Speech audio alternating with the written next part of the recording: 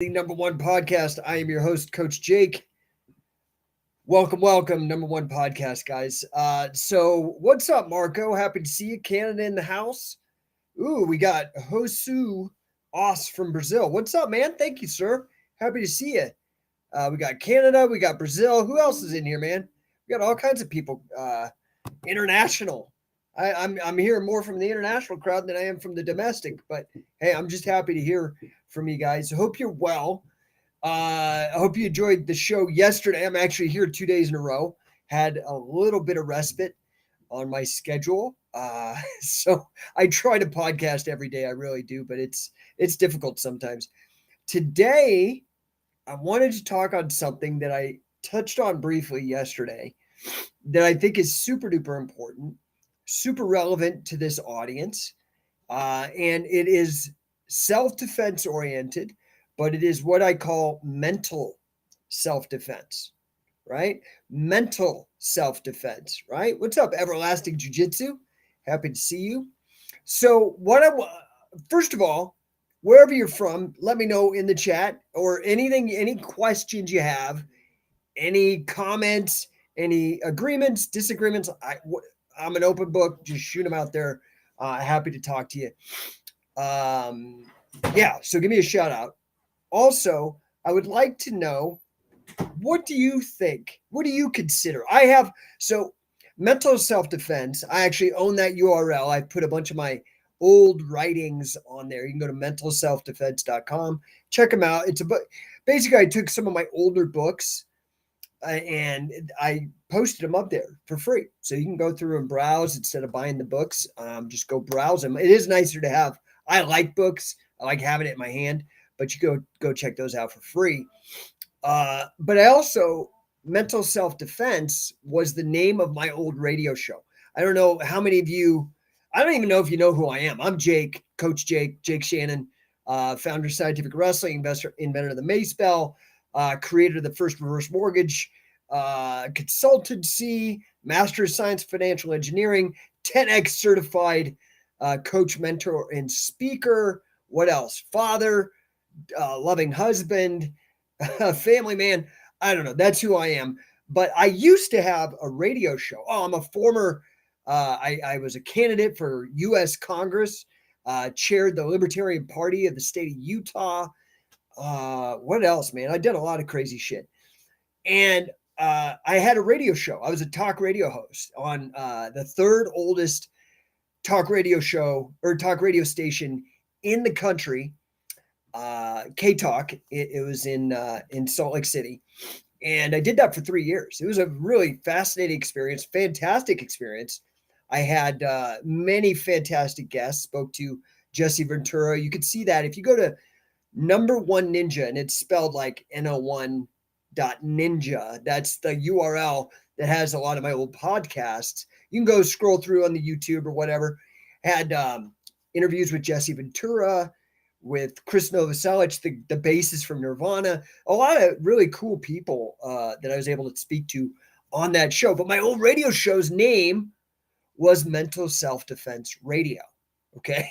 So I'd love to hear from you guys, not only where you're from, but I'd like to also hear, like, what's your definition of mental self-defense? Because I am going to expand upon what I mean when I say that and why I use that as a brand, basically because I'm trying to do a lot of what I've done with scientific wrestling, take some knowledge that might not be known and make it available to people because it is more relevant than ever. Just like all of the fantastic grappling tricks and secrets and techniques and strategies from the old catch as catch can that I spent so much time learning, and putting in a format so you can learn it.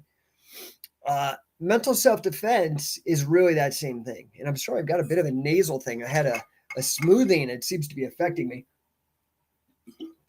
So I'd love to hear from you now. Oh man, we already got some comments. We got a Facebooker, Brian Hutchinson. What's up? Nice resume. Has preserved you, obviously. I'm not sure, but yeah, thank you. Okay. And then let's go here. We got Everlasting Jiu Jitsu says, thanks, bro. Love the content you put out. Thanks, man. Appreciate that. Rilla Wolf Wrestling says, slight update. Don't know if you remember, but I asked if there was any catch tournaments in LA. Lo and behold, Josh Brett is hosting one in the OC. Yeah. So I posted that on, so that's on Instagram for those of you on YouTube and Facebook and Twitter and stuff, and LinkedIn. Yeah, I posted on my Instagram. You can go to @Scientific Wrestling on Instagram, and I think he calls his organization the American Catch Wrestling Association, or something like that. So check that out. You'll see ACWA logo, and it has the details. He has an Eventbrite, so you can join. Scientific Wrestling Canada, Marco. I'm going out on a limb. He's answering my definition. Mental self-defense is saving you from your negative self. Nope. Well, maybe, but no. So mental self-defense is not a like a self-esteem thing, but it will lead to self-esteem. Right? So mental self-defense is the art, like physical self-defense is the art of protecting your physical well-being. Mental self-defense is the art of protecting your mental well-being. Okay, so maybe you're right in that regard. Maybe that is a benefit of mental self-defense. Okay, but that's not a defining characteristic. It's more of a benefit. So here's where I'm going to go on further. So there's been some things that have served me very well. Yesterday, I went on and on about divine discontent, about the myth of happiness and divine discontent. I don't want to regurgitate all that because I already went off yesterday. And dude, trust me, like I get fired up. I had no caffeine yesterday. Hadn't had it for 3 days. Had no food. I was on a juice fast, and I was fired up yesterday. I would recommend go back, go on YouTube if you can find yesterday's show. Yeah, and it's on Facebook too, on my personal Facebook. It's on where else? I don't know. I have it everywhere. It's on the Scientific Wrestling Facebook too. It's on the Scientific Wrestling Instagram. You might have to scroll back a bit. Let's see. Everlasting Jiu-Jitsu. Moorfield, West Virginia. Oh, hey, welcome, dude. West Virginia. Mental self-defense is being mentally aware enough to recognize situations and being able to avoid them before they pop off, and also being mentally prepared to defend yourself. Okay, so that's more like, in my opinion, situational awareness and self-defense, physical self-defense. Mental self-defense is the art of protecting your own mind. It's protecting you from being manipulated psychologically, financially, all of those kind of things, right? So it's different than physical self-defense. I hope that makes sense. Now, I was talking about divine discontent and yesterday, and talking about some of the things that I've been able to, predict or prophesize or whatever the hell you want to call it. And all of it comes from this study of the things that I believe comprises mental self-defense, and what I really try to get people to adopt. Okay. And what I really tried to push through my mental self-defense radio show and my writings, my books. So you may only know me through producing grappling content, or you may only know me through producing fitness protocols like the Mace Bell and Mace Bell strength training. And you may only know me from my work with Grant Cardone. You may know me. I don't know how you know me. You may know me from my work for the Liberty Movement. I don't know. Okay. But they're all connected and they're connected through this idea of mental self-defense. Okay. Everlasting Jiu-Jitsu says, makes total sense. I like the idea of that. I'm about to lose service, so hopefully you post this live to your page. I definitely want to hear what you say. Yeah, so I do record. These are all being recorded, and they're permanent on all the platforms. I am on all platforms. I think my total reach in terms of followers across all platforms, it's over 100,000 But you could go find me on YouTube, Twitter. It'll be here on Instagram, Facebook, all those different places. So here's the deal: mental self-defense. It's, again, when I say scientific wrestling, so what is scientific wrestling? Scientific wrestling is the sum of my research and my efforts to best share that research to improve the lives of people I know through grappling. Okay. And scientific wrestling, for example, is truly a hybrid grappling style, the fundamental core base of which is catch as catch can wrestling with some Greco-Roman, particularly on the stand-up, some folk style, particularly Wade Chalice's pinning, and the catch is really a lot of Billy Robinson, Carl Gotch, Fujiwara, and a little bit of Gene LaBelle, and then of course a sensibility and a respect for jiu-jitsu, but we don't. It's more knowing how to defend and attack jiu-jitsu and not really implementing their strategies. That's scientific wrestling. Okay. So do you understand? It's comprised of these things and held under this umbrella I call scientific wrestling. Okay. So here is the crux of mental self-defense. My research on how to survive and thrive in the modern world. Okay. There is a lot of manipulation, and there is a lot of distraction, and there is a lot of excuses and low standards. I don't know how else to say it. Okay. Jonathan Renault, I hope I'm pronouncing that right, just purchased your Catch Wrestling Takedown DVD from BJJ Fanatics. Good intro to Catch as Catch Can. Loving it so far. Thanks, dude. You really should consider coming out to our camps. We just released the schedule for our two-day camps and certification program, the Accelerator Camps. You can go to Coaching Catch. Let me just throw this up for him because I believe he was on YouTube. Yeah, there we go. Oh, no, he's on Facebook. So that said, I want you to understand what is the core of mental self-defense. Okay. So, Justin says, or Jonathan says, I 100% pronounced it right. Thank goodness. I torture everybody's names on here, and I don't mean to. I wish I knew, but at least I got yours right. So, so what's up, Sleepless Siren? What's up, B Christian 48? Happy to see you, Matt the Mutant. So mental self-defense. What is it? Okay. So mental self-defense, the very first, I'll just give you a story, the story of my journey. Okay. I'll give you the story of my journey because this is how I got to where I am. I am the author of over a dozen books. I've run for Congress. I have a master's in financial math. I am a serial entrepreneur that has taken multiple companies to over $1 million in revenue. I've sold companies that I've founded, sold my share, and so, and I've predicted many important things. Most importantly, I think I recently, most relevantly, predicted lockdowns in my book Anomaly, which I published in 2009.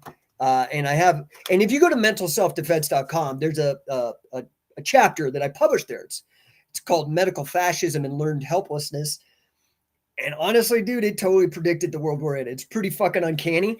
And the reason I wrote was so that I could have a copyright date that proved that I predicted these things.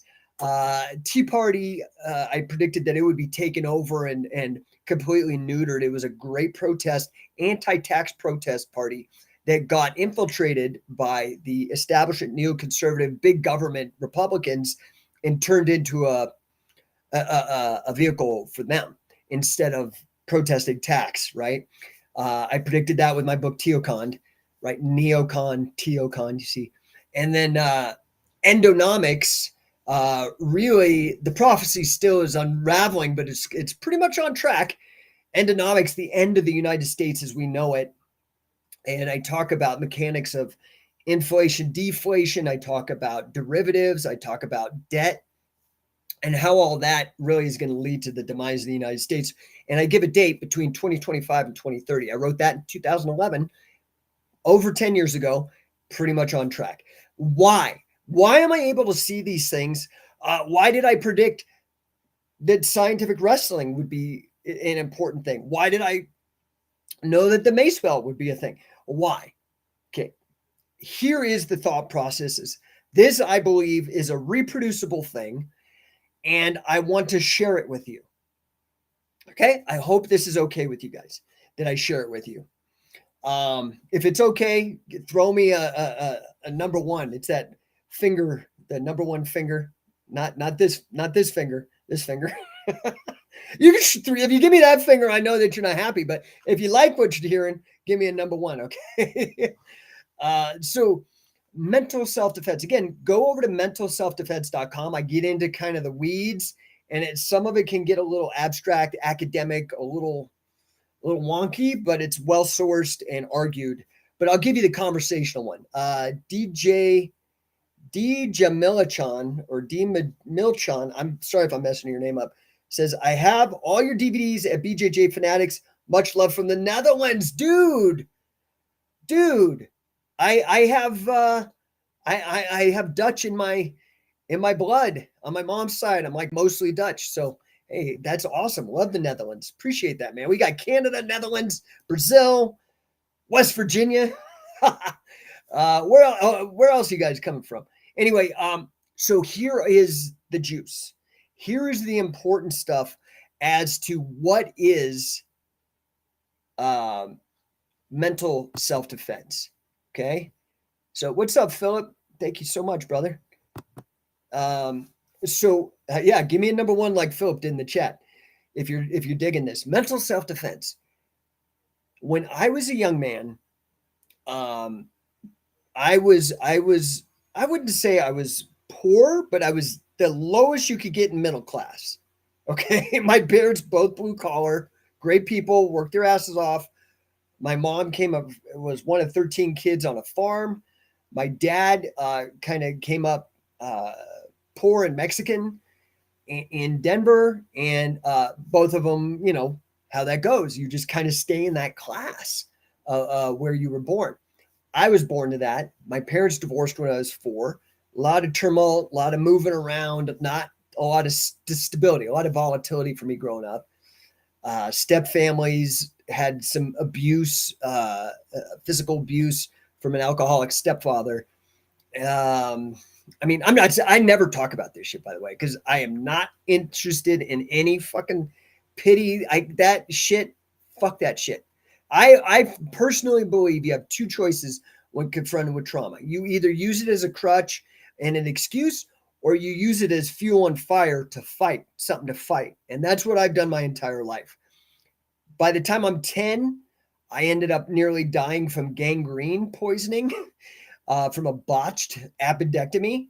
So that was my first exposure to be skeptical of authority, in particular medical authority, if that makes sense.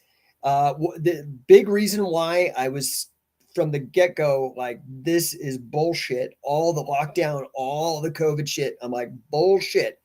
And the fact that I have a mathematics master's allowed me to really look at the data and research and understand this is bullshit, man. The only guy really, my hero in that, and he got silenced early on, was John Ioannidis. Brilliant man. I would recommend you guys find out more about him. He's a statistician and an epidemiologist at Stanford. Brilliant man. John Ioannidis. I think it's Ioannidis.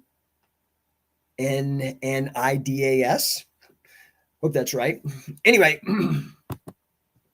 Stellar Steven, let's see what we got here. Oh, yeah, he gave me a number one. Thank you, Stellar Steven. So, yeah, let's see here and make sure I'm not missing any comments. Anyway, mental self-defense is the sum of my experiences. So I grow up, have some illnesses, a lot of volatility, some trauma. nearly die of gangrene poisoning from a botched appendectomy. 5 years later, I get diagnosed with Hodgkin's lymphoma, which is a form of cancer I go through. I'm 15 years old. I go through chemotherapy and radiation, and it sucked. I was 6'1" and 160 pounds when I started at 15 years old. I was very athletic, had my black belt already. I mean, it was in Taekwondo, but still, I was very athletic as a kid, and went from 6'1", 160 pounds to 117 pounds. So you guys bitching and moaning about your weight cuts, get down to like Auschwitz fucking weight, dude. That was a bitch. And I came back from it. Okay. Now, through that comeback, all the way up until my cancer and the cancer treatment. The cancer, I never even fucking noticed. It was the treatment that was like fucking awful. Which again, with regards to medical stuff, I hate keeping coming back, but it's very relevant to today.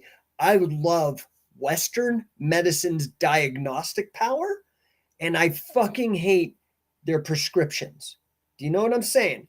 What they prescribe to solve what they find with the diagnostics. The diagnostics are second to none. Use them. Be very skeptical about the prescriptions that they offer to you, whether it's surgeries or medicines or pills or pharmaceutical bullshit. So that's it. I'm about 20 years old. I had been like a Nancy Reagan say no to drugs kid all the way up until my cancer. And then I was at that point, I became pretty nihilistic. I was like, fuck this shit.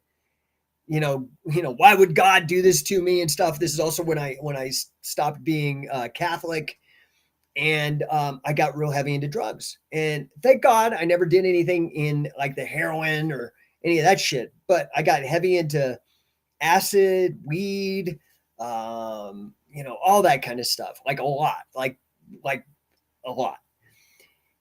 And it broke me mentally.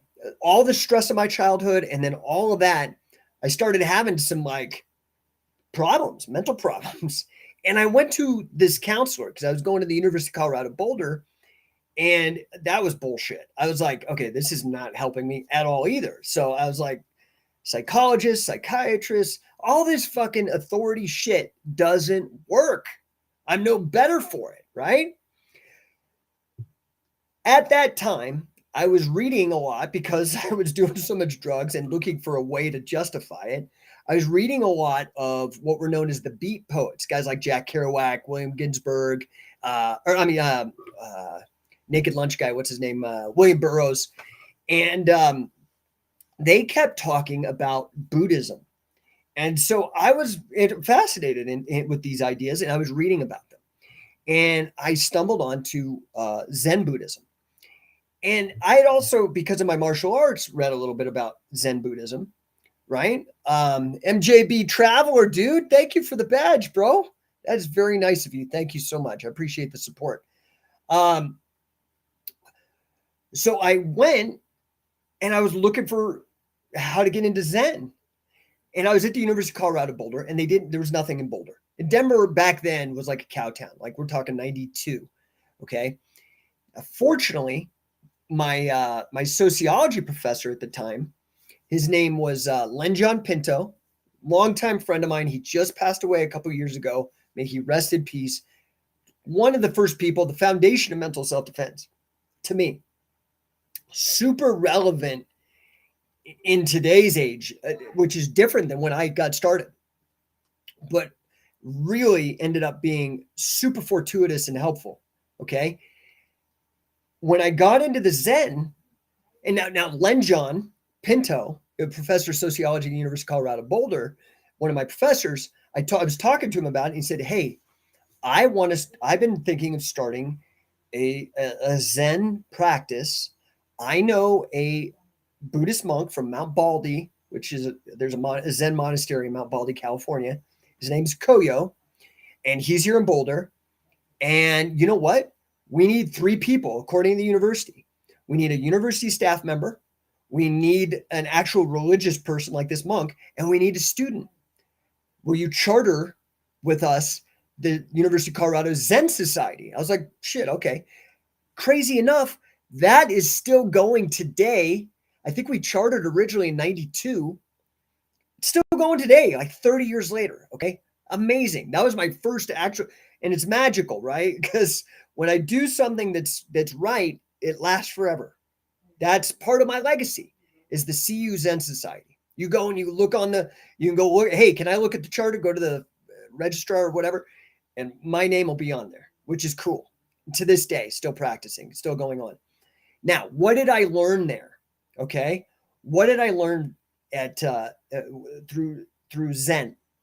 Now, this Zen, there are two different sects, not sex X, CT, SECTS. Okay, sect. There are two different sects to Zen, largely speaking. There's the Soto, and then there's Rinzai, Rinzai, Rinzai. Okay, now, what's up, Big Steve Peasy? Happy to see you, brother. So Rinzai is the Zen that was practiced by the samurai. And fortunately, because of my interest in martial arts and whatnot, that was the style that Koyo in Mount Baldy did. And now there are subtle differences. Largely, it has to do, most of Zen centers, at least the Rinzai centers around Zazen, which is the practice of sitting. And that's just meditation, okay? Now, what I learned was this. Through Zazen, basically sitting practice, which is a group of people that sit on a zafuton, a pillow, together, and you sit there with your eyes gently open, your legs crossed, your hands folded in your lap, and your eyes open, and you just sit for a half hour, and all you do is listen to your breathing. Now, at that time, I told you I had been doing a lot of drugs, I had a lot of trauma, and I had no control over my brain, right? I was having anxiety, I was having paranoia, I was having all these problems, especially as a young man, 20 years old, right? Like the problems, like, first of all, like the idea of schizophrenia, which is not even a real disease. They've never found it in a microscope under a lab. It's just a name. Like most psychiatric fucking things, it's just a label. It's not actually medical. They've used medical language known as inkhorn terms or prestige jargon to make it sound medical when it's just not. It's a metaphor. Anyway,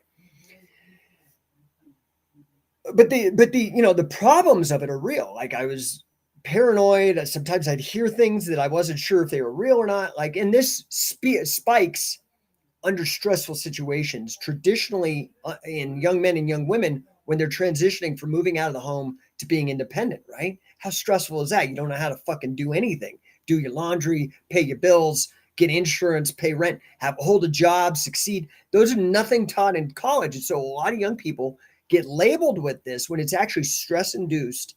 And then they get put onto fucking meds and it ruins the rest of their lives. Okay. I was fortunate because I had already been on drugs and it was fucking me over. And then all the stress was fucking me over.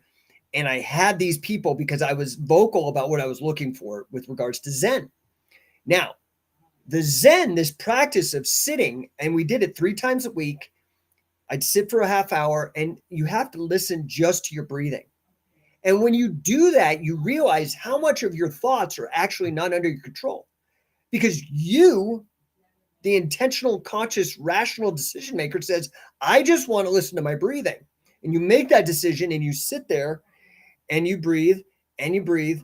And then you realize thoughts pop up. Oh, did I do my homework? Oh, this fight I had with my girlfriend. Oh, all these things pop up and you're like, fuck, man, my mind's actually like happening to me. These thoughts are not my own because, I mean, they're happening inside my head, but I don't want them to happen, right?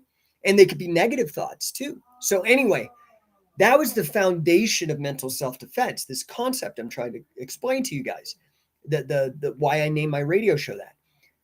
It allowed me to get control of my mind because I was able to focus.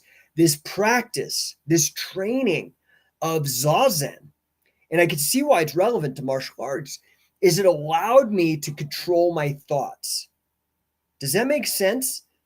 You may think you could control your thoughts, but I challenge you, after this show, find a quiet room, tell nobody to bother you for a half hour, put your timer on, and sit in the room with your eyes gently opened and just listen to your breathing. Don't control it, just listen to it. And notice how many fucking thoughts come up that you don't want to hear right now. You're like, no, I'm here to listen to my breathing.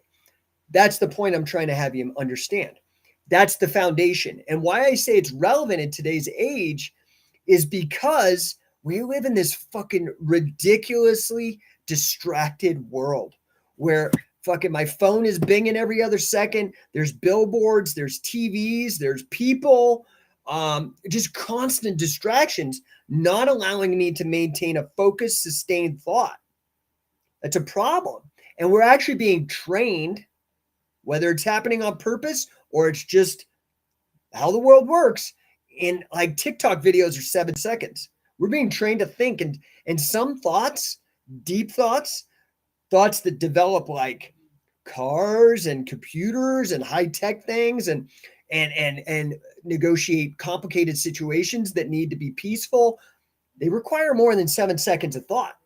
Okay. So of sustained focused thought. So the fundamental basis of mental self-defense is getting control of your own mind and your focus. And that is largely through the techniques of meditation. You can use TM, transcendental meditation. You can use, I don't give a shit what it is. You can use mantras in yoga. That's a great thing to do. Those of you who have anxiety can't control your thoughts. A lot of thought is self-conversation. And you can't have two conversations at the same time, how difficult that is. A mantra is a word or a phrase you repeat over and over again. And that will allow you to stop having those other conversations. That is fundamental, but it takes practice. Lots of practice. Lots and lots of practice. You will see. Try it. Like I said, I challenge you to sit in a room for a half hour with your eyes open and listen to your breathing and try not to focus on anything else. You'll see what I'm saying, okay? You can prove this to yourself. That is the basis, right? Is being able to focus for long periods of time. Now, I've been bullshitting, so let me go to some of these comments. We've got Jonathan Renault saying, dude, I was working in the finance department at my city hall. I was basically the only one in my circle screaming against lockdowns. I was influenced by the Hoover Institution. Yeah, that's a great organization out of Northern California. I have a friend of mine, Jeffrey Rogers Hummel, who works for them. He's an economist, very, very smart guy. He's one of the guys I had on my mental self-defense radio show. He was a friend of mine. He was actually a professor of mine. Well, I never took a class with him, but he was a professor and helped me get he was one of the guys that recommended me into my graduate program. Brilliant guy. Let's see. What is the Emperor of Charlemagne on YouTube says, loving this podcast. I just switched from Facebook. Hey, dude. Awesome. Appreciate you. Disco Distance. The Tibetan monks used mantras to block impure thoughts. You're so right. Yeah. So, thanks, Justin. Good to see you, brother. So that is the basis. Okay. Now, that is typically considered like an Eastern thing. Mental self-defense is integrated. There is no East-West. It's whatever works. That's the first step. You've got to be able to get control of your thoughts, and you've got to build that mental muscle to maintain a single-minded focus for sustained periods of time. That's one, if you're taking notes. Okay. Build the muscle to sustain single-minded focused thoughts using meditation. Okay. Concentration and focus over long periods of time. That's one of mental self-defense. Okay. Oh, Mason, what's up, Mason? Hope you're doing great. I am well, my friend. Thank you so much. Number two, we're going to switch to the Western tradition of thought now. At that time, I was in college, and so I'm a vocal guy. I love to bullshit. I love to debate, not argue in the like disagree sense, more like debate, right? I enjoy learning and challenging my own thoughts with other people's ideas to see if I'm right or wrong. I was very much like a coffee shop intellectual because I never had high-level thinkers or intellectuals around me. Like I said, my parents were super blue collar. I never knew anybody that really went to college. You got it. I've always been a sharp guy. And so I could win arguments against that level. But when I went to college, I found like, holy shit, man, I'm losing all my debates. And I had to have a shift in thinking. I said, well, what if they're right? I kept thinking it was about me just being right. and being able to trick people into. But then I started realizing, well, there is actually things that are right and wrong. I'm fighting against the entire universe if I try to argue these things. I was very much falling into like Marxism and communism, which typically happens to working class uneducated people because they know how to manipulate and sell that bullshit. Well, I started having arguments with my roommate. This roommate of mine, but by the way, my college roommates were massively influential in my life. I'm very grateful. I was able to, I did well enough. So, like I said, I was always athletic and kind of a meathead, honestly, until I got the cancer. And then I couldn't do anything. I couldn't do the wrestling team I wanted to because my, Pomona High School where I went has the best wrestling team in the state. It's like legendary. I couldn't even do fucking track, which is like way easier than wrestling. I was destroyed. I was 117 pounds in chemo and radiation during my junior and senior years. It just sucked. As a result, I focused my energies on academics and I got a leadership scholarship to the University of Colorado from a very prestigious group called the President's Leadership Class. Of the like 10,000 or 20,000 incoming freshmen every year into the university, only 50 are given this scholarship and put into this leadership program, and I was one of them. Now, I'm debating with these people. Fortunately, the one guy that stayed with me forever is Nietzsche, Friedrich Nietzsche, and he's not a communist or Marxist, just a brilliant thinker. But I was losing these other arguments, especially economic arguments. And one of my roommates now runs Thrasher Magazine. His name's Michael Burnett. Brilliant guy, funniest fucking dude I ever met. Another one of mine is a super famous tattoo artist named Dan Gilsdorf, Atlas Tattoo up in Portland. And then my other one the one that I'm going to talk about now, his name's Stan Brooks. He ended up becoming a neurosurgeon. He's a little brain surgeon at University of Madison in Wisconsin. And I would debate with him and he would always win. And I didn't understand what it was. And he had been reading Ayn Rand and he turned me on to her. And one of the things, there's many flaws in Ayn Rand's thinking that I eventually figured out like 10 years later.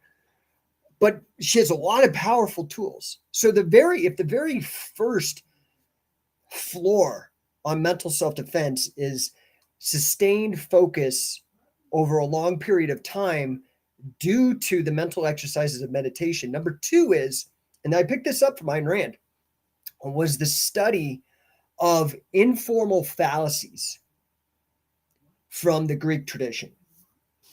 Okay, do you guys, anybody here know what informal fallacies are? Can give me an example? Justin says the Ubermensch. Yeah, well, I consider myself an Ubermensch in this interpretation. Typically Nietzsche, and I agree with him, and I talked about this yesterday, that the history of mankind is largely the history of masters and slaves. And the Ubermensch, or the Overman, or the Superman, offers a third alternative, and that is neither slave nor master of himself. Anyway, don't want to get off track there a bit, but anybody here know what the informal fallacies are? This is a very crucial part, as crucial as meditation to mental self-defense. The informal fallacies. Can anybody tell me one informal fallacy? Anybody tell me an informal fallacy? Going once, going twice. I'm getting no response. Okay. Go and onto your favorite search engine and type in informal fallacies. Now, it's in logic, Greek logic, but the informal fallacies are not mathematical logic, which is what a lot of like syllogism logic, like Aristotelian logic is. That's not what I'm talking about. This is like used in debate, forensic debate, things like ad hominem. I don't know if you've ever heard that phrase. It's a Latin, okay, where instead of attacking somebody's argument, somebody attacks the person. So like you say, Kanye West says something like about something. And instead of evaluating whether actually what he's saying is right, separating what he's saying from the person, they say, oh, it must be wrong because it's Kanye. That's an ad hominem attack or an ad hominem fallacy. Now, there's a list of these fallacies, these informal fallacies, okay? Equivocation, right? Which is like when you use, when a term in linguistics, a term can have intention, which is not Intention, it's Intension, versus extension. Equivocation is like when a term has more than one meaning, and then you use it to kind of be a little bit of a wiggle room, right? I mean, there's a ton of these, like false dilemma. When like voting for Democrat or Republican is a false dilemma. There's actually more options, but people only think of the two options, right?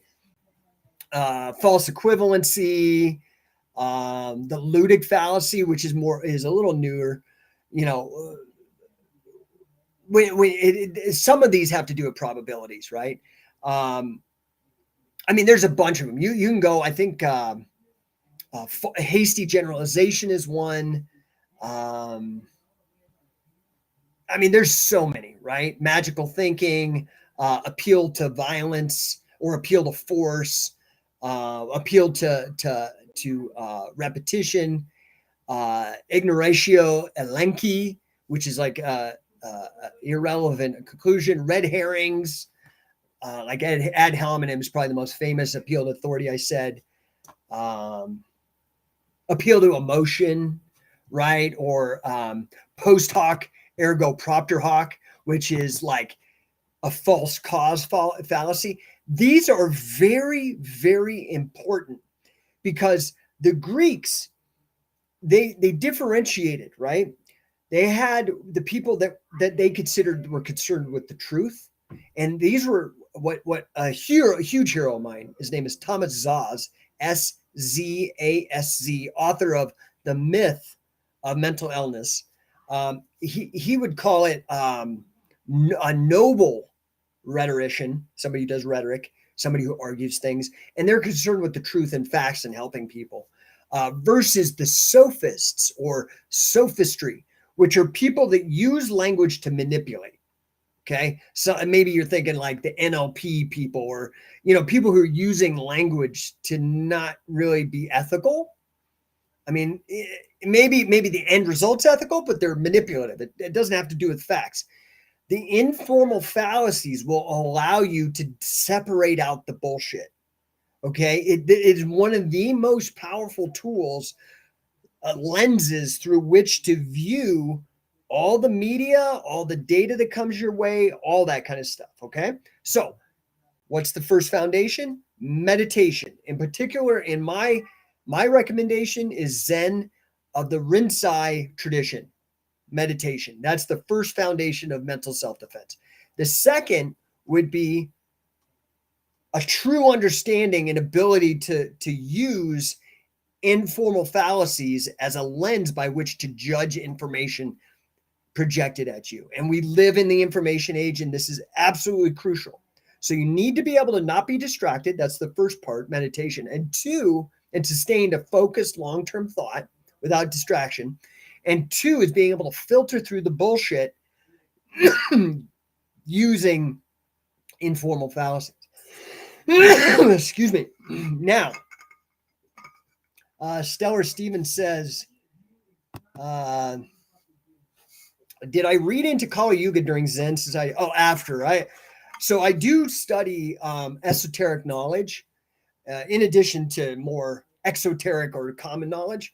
But I find esoteric knowledge has a lot of nuggets. And, I find a lot of it in religion. I myself am an agnostic, but that doesn't mean I can't look to these texts and find wisdom. And here goes something that's going to probably, I don't know, either guys will resonate or not. I found wisdom in almost every religion I've looked into. I even include Scientology. There's some great shit in there. Is there some bullshit? Probably, yeah.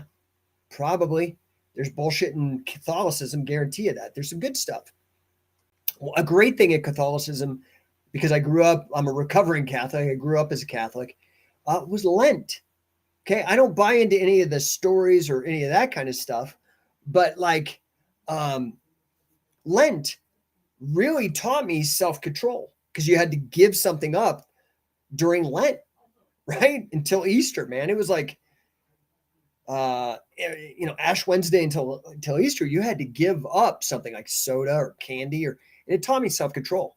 Now, there's bad shit in Catholicism. I mean, we just have to look at the pedophilia, and I'm not even talking to Epstein. This is shit. This shit's been going around forever in the Catholic Church, or the Spanish Inquisition, or the Dark Ages, which was it reinforced by a lot of this and led to the separation of church state. Um, Mormonism. Not saying there's good. I mean, there's some dumb stuff in there, but I really like their idea of agency. I love that, as agency is the foundation of morality. I love their social welfare system that's non-coercive that they have for members. There's great things in everything, right? In all of these. So let's see. Stellar Stevens says, oh wait, Emperor Charlemagne says, super interesting podcast. Going to eat. We'll check back later. Yeah, dude, it's being recorded. But of course, if you watch the recording, you can't interact or ask questions or comment. Stellar Steven, there's a documentary called On Meditation that I watched. Esposito, David Lynch, and others. It was interesting seeing Esposito speaking passionately about it. Okay, cool. And let's see, what's he say in that and in person. Okay, cool. So first thing is you have to meditate, because it's not about the meditation. It's about developing and strengthening the muscle to maintain single-minded focus over long periods of time. That's one. Two is the informal fallacies, so that you know how to suss out bullshit. Okay. The first level of bullshit. Once you graduate from meditation into informal fallacies, then you have to move into, so now logic, there are two factions in logic. There are two subjects, two branches, broadly speaking. Deductive reasoning, okay, which is where the informal fallacies kind of come from. And that does have to do more with syllogisms, like if A, then B, all that shit, right? Like it's actually three terms, but now, as the alternative to deductive reasoning, right? We all hear Batman and Sherlock Holmes were masters of deductive reasoning. Okay, well, that's actually not going to help you as a detective. What they were actually probably trying to say was they were masters in inductive reasoning. Okay, what's the difference between deductive and inductive? Okay, deductive follows a chain to make sure there's nothing wrong in the chain of reasoning. A lot of computer logic is that way. Okay, old computer, like logic gates. Inductive reasoning is basically statistical or probabilistic thinking. Does that make sense? So you need to understand likelihoods and probabilities and how they actually work. Now, there is a subtle point that I only learned in graduate school, and this is the idea of statistical power. It's an actual subject, okay? There is something known as a type 1 error and a type 2 error. Type 1 is a false positive. Okay, I write about this in my 2009 book, Anomaly. This is on mentalselfdefense.com. You can go read about this. But a type 1 error is a false positive. That's when your girlfriend pisses on the pregnancy stick, says she's pregnant. It's a positive reading, but it's false. A false positive. It says she's pregnant, but she's not. Right? Could suck. Could freak you out. But hey, you're not pregnant. Much more dangerous and very seldom taught. And this is the second level that I think is important for everybody. You don't have to have a graduate degree in financial math and to have worked as a statistician like me to appreciate this, is a serious understanding of false negatives. And this is what statistical power it's actually a term. It doesn't mean like the power of statistics. It's statistical power is actually a small section within the study of statistics, okay? And it has to do with sussing out false negatives. A false negative would be your girlfriend pees on the stick, and she actually is pregnant. There's actually a being inside of her, and it comes out negative. Do you understand why that's more dangerous? Because if she reads that as a negative and then smokes cigarettes and drinks booze, she could literally destroy this life. The rest of this, the kid could have had a great potential, but now has defects. Okay, let me use a different example. Type 2 would be you're in the jungle, and a type 1 would be a false positive. You hear a rustle in the leaves and you're paranoid and you think it's a tiger going to get you, but it's a false positive. It's not a real signal. And that rustle was just the wind. Sure, you had a little discomfort because you had anxiety, but there's no big deal, right? In fact, most anxiety that people suffer is not medical. It's a false positive because people have not done step 1 of mental self-defense, and that's control their thoughts. Okay. More dangerous is a type 2 because you're in the jungle and there's a rustle in the leaves and you're like, oh, it's just a rustle in the leaves and it's a fucking tiger and you're dead. Do you understand? Do you understand the importance of this? And nobody fucking talks about it. Okay. Most people who call themselves skeptics, they only concern themselves with type 1 errors, and then they call people concerned with type 2 errors conspiracy theorists. Now, I'm not a conspiracy theorist. I'm a conspiracy evidential person, like conspiracy factualist. There are conspiracies. There are things, right? Now, there's a difference, right? Like, so they'll call it pareidolia, which is a type 2 that ends up being wrong. That could be like, I look at the moon and I'm like, I see the craters and my mind imposes a meaning and says, oh, there's a man in the moon. See his face? It's not really a fucking face. Your mind's imposing that. That's called pareidolia. Okay. But there is, and statistical power studies this. And part of the problem are these is this other concept called statistical significance. So when I say statistical power and statistical significance, these are actually terms that embody a lot of equations. It's not just general terms like, I'm not equivocating like I mentioned earlier. These are very specific technical terms in statistics.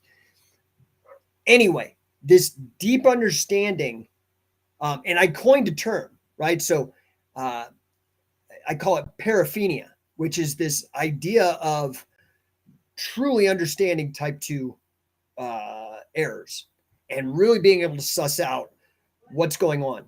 To me, this, now there is a term that other people have studied, but my book, I think, is maybe the most comprehensive modern treatment. There's a guy named Marcello Truzzi, who was a sociologist, and he is dead now, unfortunately. I never got to meet him, but I quote him quite a bit in my book. And the term is anomalistics.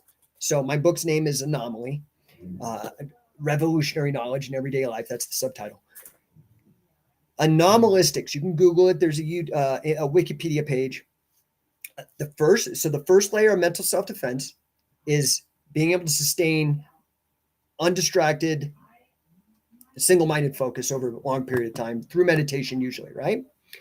Number 2 is the informal fallacies.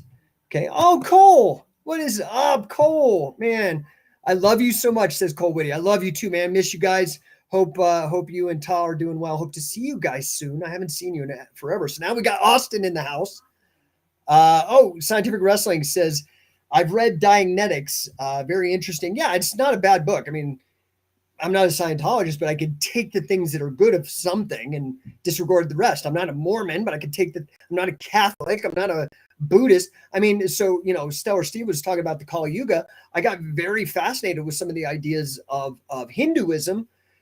Ironically, when I was studying this book, and which led me down the rabbit hole of quantum physics, come to find out most of the main thinkers in quantum physics were Upanishad, which is a major text in Hinduism, Upanishad scholars. There's a lot of great wisdom carried in these ancient tomes, and we just get all fucked up about them. Charles Davis, what's he say? But check out what Constantine does to the Christian church with all his paganism. Okay, whatever, dude. I'm not going to get off track. Okay, I don't know. Constantine. Look, all I'm trying to say, I'm not getting into history right now. What I'm more getting into is like actual tools to use in your thinking for what I call mental self-defense. First, be able to develop a muscle in your mind that allows for sustained single-minded focus. Usually meditation, in particular rinse zen, is the best method. Two, study and know and be able to apply the informal fallacies of logic. Okay, you just look them up, man, and study them and start looking for them. And three is to start understanding anomalistics. Okay, anomalistics is the understanding of type 2 errors fundamentally. Okay, I hope that helps. Okay, Stellar Stephen, any interest in Hermeticism? Sorry if getting off track. No, Hermeticism's fantastic. Hermes Trismegistus and Thoth and the Emerald Tablet and all that shit. Yeah, very fascinating. I'm a Freemason, so most of the Masonic thinking is rooted in Hermeticism, and Hermeticism really comes up from the ancient Egyptian traditions of thinking, led to a lot of fantastic things. For those of you who don't know anything about Freemasonry, actually the second level is largely concerned with the trivium, which is reading, writing, and arithmetic, but really the informal fallacies is a big part of the trivium, right? Anyway, I hope this was helpful for you guys. If you guys like this, give me a number one, please, and tell your friends. And I want to help you guys. That's my whole life is really, this is what I can do. I can do a lot of different things, but this is what I am best at. Is taking complicated ideas, difficult ideas, esoteric and maybe obscure ideas or obtuse ideas, and making them understandable, digestible, and actionable. Okay. Now, the last part of mental self-defense, first is meditation, second is informal fallacies, third is anomalistics or understanding statistical power or type 2 errors. The last and final part that I believe is truly important is an understanding of economics. And it is such a minefield. That is the most sophisticated and difficult part. But honestly, I think the best description I ever heard of economics, and I cannot remember who said this, if it was who's the creative destruction guy? God damn it, I can't remember his name. I'm thinking Schopenhauer, Schrodner. Can't think of his name off the top of my head. But God damn, what's his name? Creative destruction. You Google it in economics, you'll find his name.